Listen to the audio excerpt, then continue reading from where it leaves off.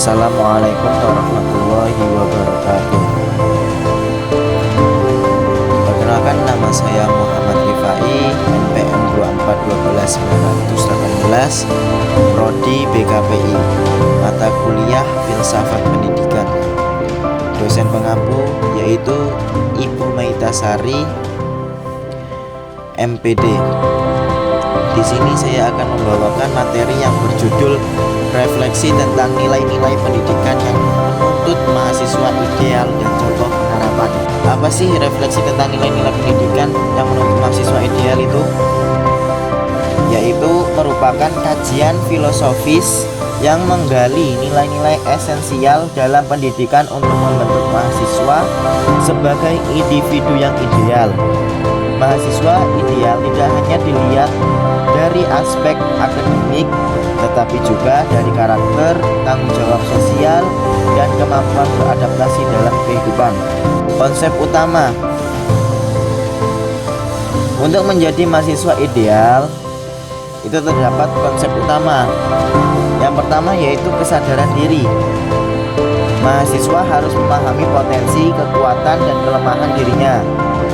Contoh penerapan seperti membuang ruang refleksi diri dalam proses pembelajaran, misalnya melalui jurnal reflektif, pembelajaran berbasis proyek yang memungkinkan mahasiswa mengevaluasi peran dan kontribusinya. Yang kedua yaitu integritas moral. Pendidikan harus menanamkan kejujuran, tanggung jawab, dan etika. Contoh penerapan seperti penerapan kode etik akademik yang tegas dalam tugas, ujian, dan proyek, diskusi tentang isu-isu etika dalam konteks global. Jadi, mahasiswa yang ideal itu harus menanamkan rasa kejujuran, tanggung jawab yang besar, dan etika. Kemudian selanjutnya yaitu kemandirian dan tanggung jawab. Mahasiswa ideal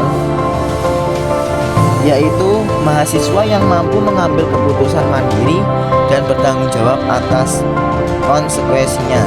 Contoh penerapan seperti memberikan tugas yang membutuhkan inisiatif pribadi seperti penelitian mandiri, mendorong mahasiswa mengelola waktu dan prioritas secara efektif.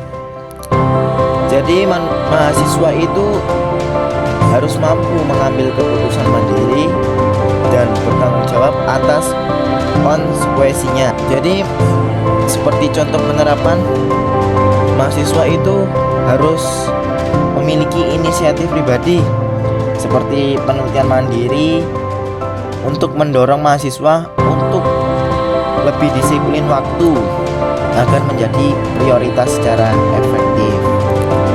Kemudian terdapat kemampuan berpikir kritis. Mahasiswa harus mampu menganalisis, mengevaluasi, dan menyelesaikan masalah secara kreatif. Seperti contoh penerapan, metode pembelajaran berbasis kasus, mendorong diskusi kritis di kelas yang melibatkan perspektif beragam. Jadi, mahasiswa itu harus mampu menganalisis, mengevaluasi, dan menyelesaikan masalah secara kreatif.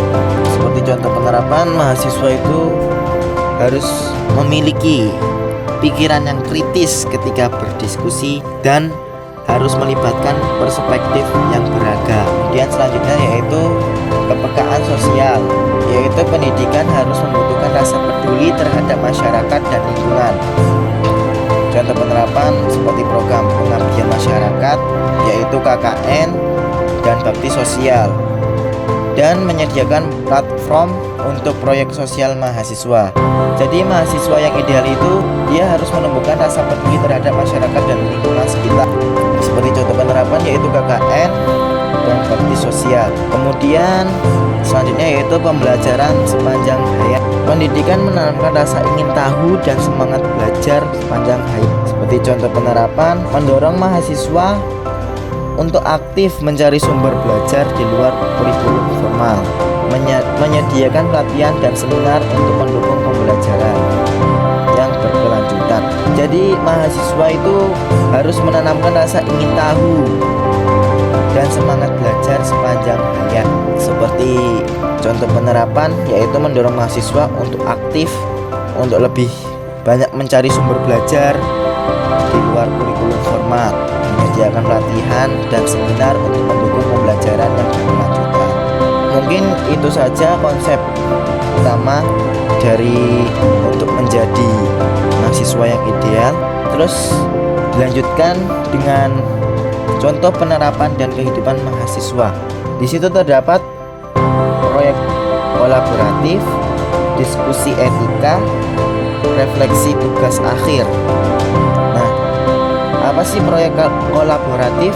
Proyek kolaboratif adalah sebuah mata kuliah yang mengharuskan mahasiswa bekerja dalam tim untuk menyelesaikan proyek lingkungan di komunitas lokal. Mahasiswa diminta menganalisis masalah, merancang solusi, dan mengimplementasikannya. Kemudian, diskusi etika. Dalam mata kuliah filsafat, mahasiswa diajak mendiskusikan dilema etika modern seperti penggunaan teknologi AI untuk melatih pemikiran kritis dan moral. Dan selanjutnya yaitu refleksi tugas akhir. Sebelum menyerahkan skripsi, mahasiswa diminta menulis refleksi tentang tantangan dan pembelajaran yang didapat selama proses penyusunan. Jadi yang dimaksud refleksi tugas akhir yaitu dia menceritakan tentang apa aja yang terjadi ketika mereka sedang melakukan proses pembuatan skripsi tersebut. Apakah terjadi sesuatu, ya ceritakan, atau halangan apapun. Nah, itu termasuk dalam refleksi tugas akhir yang dimaksudkan refleksi. Untuk selanjutnya yaitu kesimpulan.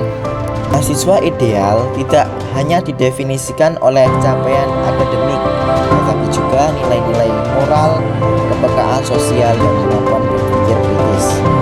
Refleksi terhadap nilai-nilai ini membantu pendidikan menciptakan individu yang tidak hanya sukses secara personal, tetapi juga bermanfaat bagi masyarakat. Sekian dari saya ucapkan wassalamualaikum warahmatullahi wabarakatuh.